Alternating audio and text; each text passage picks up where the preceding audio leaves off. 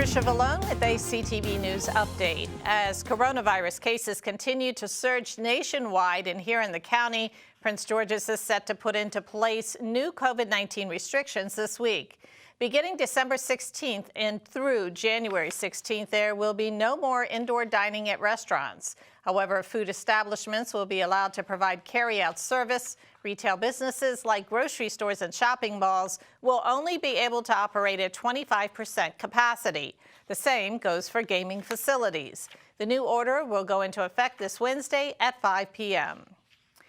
Pfizer's COVID-19 vaccine is being rolled out across the United States. Healthcare workers are first in line. The first widely publicized vaccination took place in New York City just after 9 o'clock this morning when a critical care nurse rolled up her sleeve and got the shot. Emergency approval of the drug came Friday night and is being administered as the death toll in the U.S. approaches 300,000 and cases continue to spike.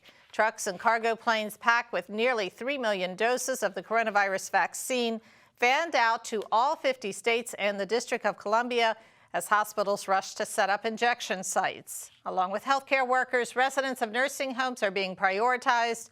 In Maryland, prison inmates considered high risk for severe COVID will be among the first to get the vaccine.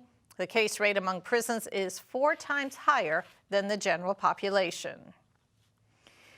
Governor Larry Hogan delivers the opening remarks in Annapolis as Maryland's 10 electors meet as required by law. They are tasked with voting for the next president and vice president of the United States. Byron Scott has our story. There are 538 electors in all 50 states and the District of Columbia. Today is the day they cast their votes for president and vice president. 10 Marylanders convened at the State House, each spaced far apart. As expected, they cast their votes for President-elect Joe Biden and Vice President-elect Kamala Harris. It was the 59th time the Electoral College has convened in the Maryland state capitol since 1789. Maryland is a winner-take-all state, meaning the winner of the general election gets all of the state's electoral votes. As you know, a candidate needs 270 electoral college votes to win the election. Based on the November 3rd election, Biden and Harris will receive 306 electoral votes. 2 of the electors have ties to our area. Kent Robertson is a resident of Prince George's and a member of the county's Democratic Central Committee, and Gloria Lawler represented the county in the House of Delegates and Senate. Here is some of what the governor had to say. The peaceful transition of power that we formally take part in here today is a hallmark of our democracy that has been handed down for more than 220 years. At times it has been tested, sometimes even questioned, but it is a reminder that despite our differences, we are united as Americans who honor the will of the people through the greatest and most enduring democratic process that the world has ever known. Congress will count the votes at a joint session on January 6th and officially declare the winner. The next step is the inauguration set for January 20th. I'm Byron Scott. County Executive Angela Alsobrooks is adding almost $2 million to the county's Restaurant Resiliency Fund. More than 400 Prince George's eateries have already applied for the grant, which closed on December 4th. The funding will be used to help restaurants that have already applied that are having trouble retaining employees due to decreased capacity and the closure of indoor dining, which is scheduled to take place beginning December 16th at 5 p.m. Prince George's police need the public's help locating a missing man. 70-year-old Manuel Carrillo Cubias was last seen in the 6500 block of Riggs Road in Hyattsville on Friday night. Carrillo Cubias is described as Hispanic, 5'7" and 115 pounds. He was last seen wearing a hospital gown and khaki pants. Meantime, a man is dead following a car crash in Fort Washington over the weekend. Officers responded to the intersection of Taylor Avenue and Livingston Road a little after 9 p.m. on Sunday. According to police, the male driver was struck by an SUV traveling southbound on Livingston Road. The driver was taken to the hospital and died later. Anyone with information on either of these incidents is asked to contact police. State lawmakers remain frustrated that they learned little from the former Director of Operations and Strategic Partnerships at the Maryland Environmental Service. Matthew Schering had virtually nothing to say when he testified last week, invoking his right against self-incrimination more than 100 times during Thursday's Joint Committee investigation. He was being questioned about a severance payout former MES Director Roy McGrath received before briefly becoming Governor Hogan's chief of staff. Schering remained Director of Operations until he was terminated in August by Acting Director Charles Glass. Governor Hogan wants to transfer $250 million from the state's transportation fund to save the Purple Line. According to Maryland Matters, Hogan will ask the Board of Public Works this week to approve a settlement with Purple Line Transit Partners, the coalition that has been building the 16-mile light rail system between Prince George's and Montgomery counties. If approved as expected, the payment would resolve a lengthy contract dispute that led to the main subcontractor to walk off the job. But the payment will also reduce the state's ability to expand and maintain its road and transit network. Maryland's Comptroller is calling on the governor and state lawmakers to provide low-income workers with a one-time stimulus check. This, according to Maryland Matters. Comptroller Peter Franchot announced the proposal during a State Board of Revenue Estimates meeting. Under Franchot's proposal, it would give anyone earning less than $30,000 a year a one-time state stimulus payment. Franchot identified about $1.5 billion in state reserves that could be used for the state's stimulus money. A warning for parents from Maryland State Police. Cyber tips about online child exploitation are increasing. Officials say they've received about 5,500 tips about possible exploitation, almost double the number from last year. About 1,000 came from Prince George's. As online learning continues in Maryland, State Police say parents have to be vigilant about internet safety. Virginia Governor Ralph Northam has announced his proposed budget will include $25 million for restorative justice efforts. The governor's plan includes $5 million for historic Harmony Cemetery that was moved from Washington, D.C. to Hyattsville in 1960 after developers bought the land. 37,000 Black people were interred there. Thousands of headstones from the Black Cemetery were tossed along a 2-mile stretch of the Potomac River in Virginia for shoreline control. The plan, in part, is to create the Harmony Shoreline Memorial.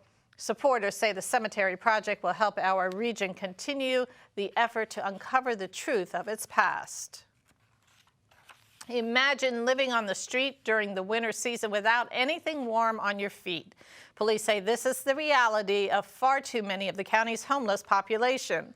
That's why the Prince George's Police Athletic League is hosting its second annual sock drive. The goal is to get new socks to homeless residents. Last year, the group raised about 3,000 pairs of socks, with each recipient getting several pairs. This year, because of the COVID concerns, the drive will be virtual. Socks, we have found, are the most requested item at homeless shelters. It's the most needed thing.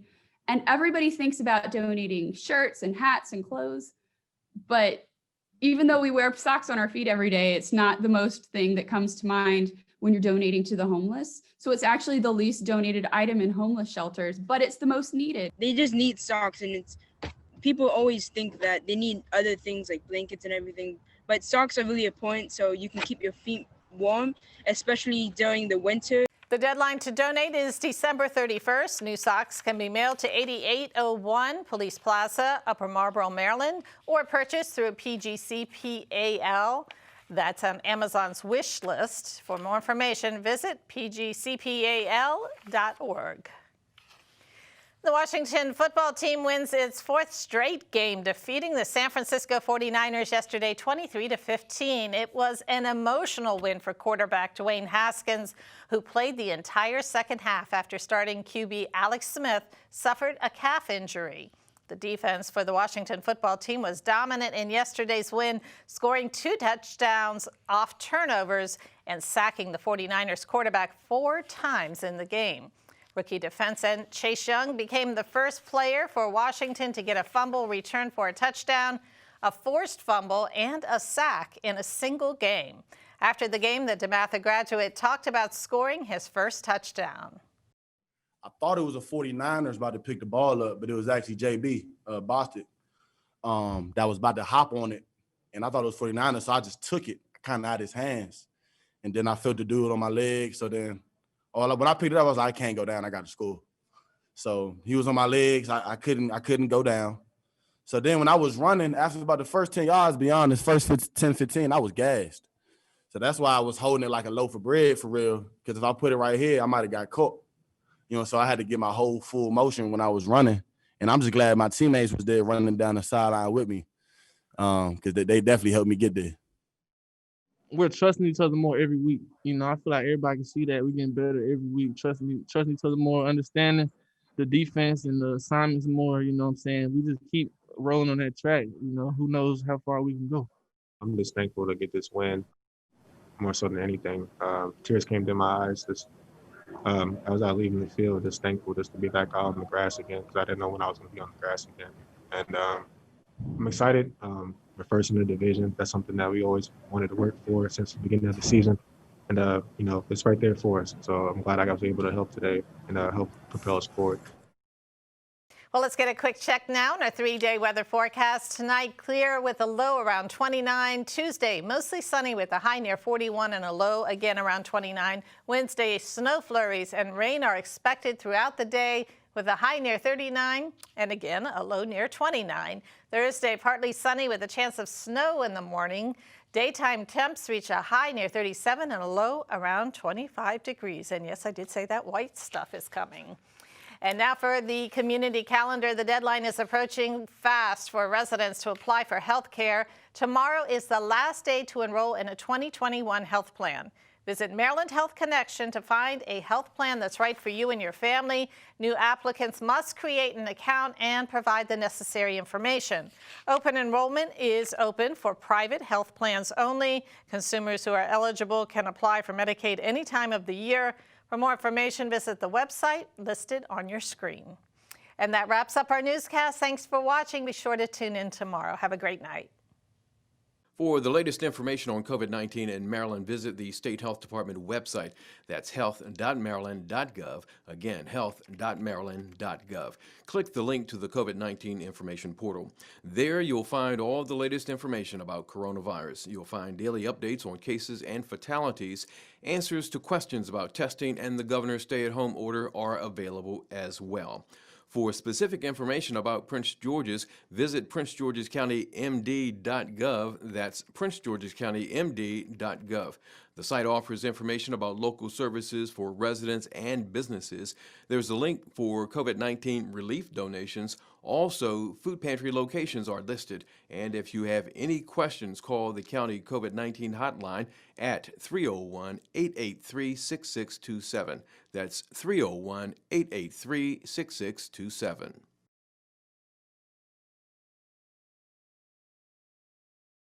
My God. It's another sad day in America.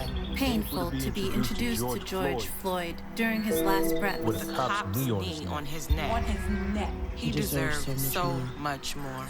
How many black lives have to be taken before something is done? We are not a threat. I am shaking as I type. This has got to stop. We are sick of it. We need conviction. I just want us all to live. The deaths will not stop until the powers that be are finally held accountable. Don't look away from the truth until every one of us are free from white supremacy. The world stands with you.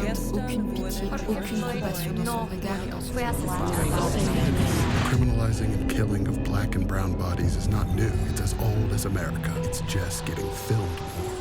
Do you know what it feels like to be hunted? To have a new hashtag for a dead black person every single day? How does one plan a life if they aren't sure they will have a life to plan? Deborah Dan, Nina Pop, Stephen Clark, Nia Wilson, Keisha Mike, Christopher Dion, George Floyd. His name was George Floyd. Say his name. Say his name. George Floyd. Say his name. Say their names. Once again and always, we fight for justice. Black Lives Matter. Black Lives Matter. Rest in power, beautiful. Go to blacklivesmatter.com.